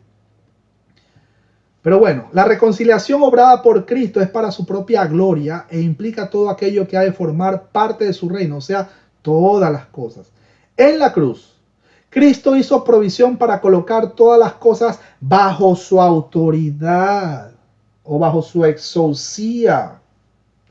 Cuando el texto menciona todas las cosas, esto se refiere a toda la creación visible e invisible. Romanos capítulo 8, versículo 18 lo corrobora. Primera de Corintios 15, versículo del 27 al 28. Y Efesios capítulo 1, versículo 22 y 23. Mis hermanos, no solo fueron creadas todas las cosas por medio de Él, esto es, por medio del Hijo del amor de Dios, sino que también todas las cosas, o sea, han sido reconciliadas por medio de Él. Es Cristo Jesús que está en medio reconciliándonos con el Padre. Si no, imposible. No, que yo subí al tercer cielo.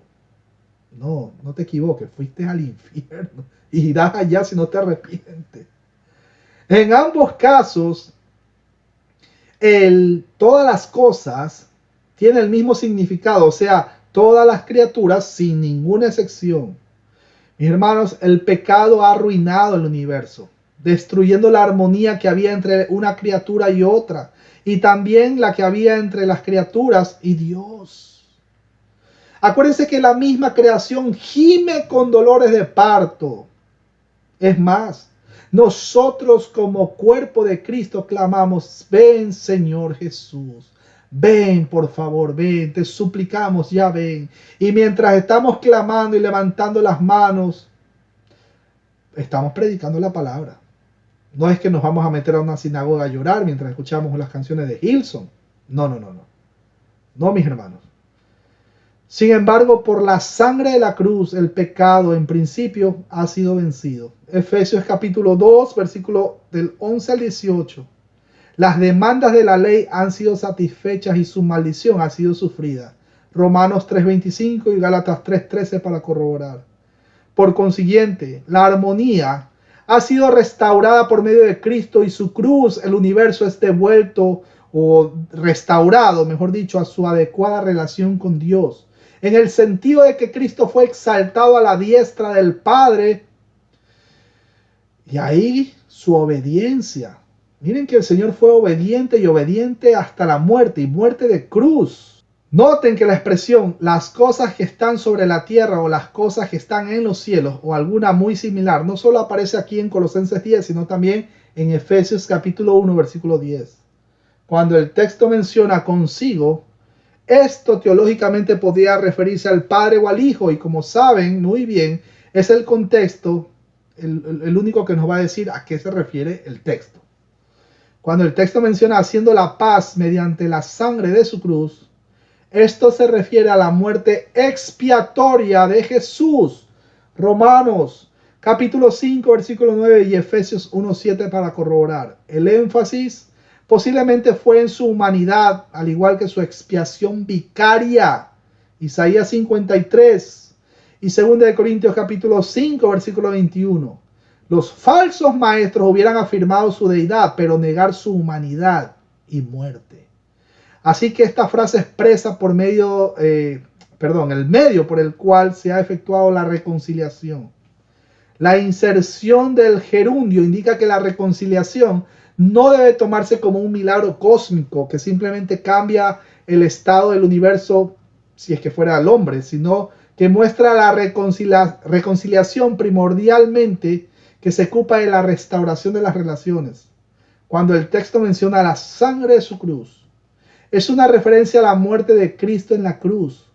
El sacrificio de Cristo, mis hermanos, fue una sustitución, pues Él murió en lugar de nosotros, los pecadores, los que merecíamos la muerte. La sangre habla de la realidad de la muerte de Cristo Jesús, Señor nuestro. Aleluya. Yo le doy la gloria a Dios por ese estudio, por este estudio. Le doy la gloria a Dios por ese sacrificio precioso que hizo. Es más, vamos a llamarlo así, por ese rescate, porque nos libró de esa esclavitud que nosotros teníamos antes, muertos en delitos y pecados, éramos esclavos del mismo pecado, hijos de ira, maldicientes, etcétera, etcétera. Y la lista es larga, mi hermano. Blasfemos, etcétera, etcétera. Yo le doy gracias a Dios por eso. Mi hermano Birlep. Es muy hermoso, hermano, ver cómo el Señor, desde antes de que todo fuera fundado, todo fuera creado, Él ya se había dado y puesto en sacrificio, ¿verdad? Es hermoso saber de cómo toda la creación está sujeta y existe bajo su poder. Como el hermano Pablo exalta al Señor Jesucristo como el principio de todas las cosas, y como también en el estudio que acabamos de recibir aclara de que no como en muchas en las sectas de los testigos de Jehová quieren tomar estos textos para decir que Jesús fue creado, cambiando el sentido del contexto de los capítulos y utilizándolo para decir esa barbaridad, ¿verdad? Pero cuando lo explicas, cuando explicas en el griego original acerca de lo que Pablo está hablando de que Él es el principio de todas las cosas porque fueron creadas por Él. Amén. Y también es el heredero de todas las cosas, puesto que las cosas que fueron creadas por Él fueron hechas para Él, para la gloria de Dios. Amén. Amén, amén. Miren, honestamente, yo, no solamente ustedes están disfrutando de este banquete, quiero reconocer que mientras se va haciendo esta explicación, yo también me voy nutriendo. Aunque ustedes no lo crean, yo también me voy nutriendo, yo también voy saboreando este banquete porque lo vamos desmenuzando pedazo por pedazo. Imagínense así un banquete para fin de año, ¿no? Que lo invitaron y siéntese aquí no sé, aquí a la mesa a comer este banquetazo y usted está que lo desmenuza y está que lo disfruta. Pues mis hermanos queridos, pueden volver a darle una vista a este video cuando tengan un chancecito, cuando tengan tiempo. ¿Qué les parece si vamos a orar? Vamos a despedirnos en oración y nos vemos la próxima semana para terminar recién el capítulo 1. Vamos a hacer obviamente el repaso. Es posible que venga un invitado especial, pero bueno, no les quiero adelantar. Vamos a ver cómo nos va. Todo depende de qué es lo que el Padre Celestial quiera, en el nombre de Jesús y por el poder del Espíritu Santo. Así que ahí donde ustedes están, mis hermanos queridos, vamos a orar. ¿Qué les parece? Cierren vuestros ojos. Amado Padre, gracias. Gracias te damos por este estudio.